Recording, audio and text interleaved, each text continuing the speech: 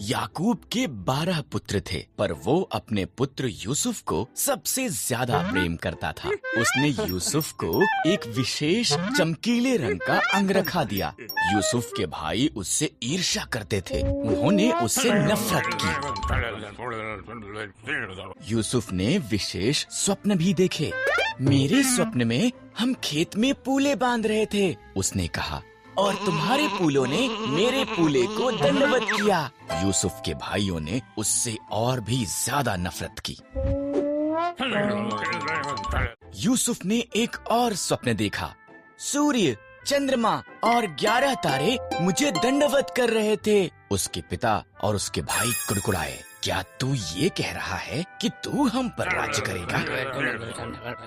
एक दिन यूसुफ के भाई खेतों में उनके भेड़ों की निगरानी कर रहे थे। उन्होंने उसे उनकी तरफ आते हुए देखा। उन्होंने उसे मार देने और उसके स्वप्नों का अंत करने की योजना बनाई। हमारे भाई को मार देना गलत होगा, रूबेन ने कहा। आओ हम उसे खाली गड्ढे में डाल देते हैं। इसलिए उन्होंने यूसुफ का विशेष अंगरखा फाड़ दिया और उसे गड्ढे में फेंक दिया। इश्माइली व्यापारी मिस्र की तरफ उनके मार्ग से गुजरे। आओ हम यूसुफ को इश्माइलियों के गुलाम के रूप में बेच देते हैं, यहूदा ने सुझाव दिया। इसलिए भाइयों ने यूसुफ को चांदी के 20 सिक्कों के लिए बेच दिया।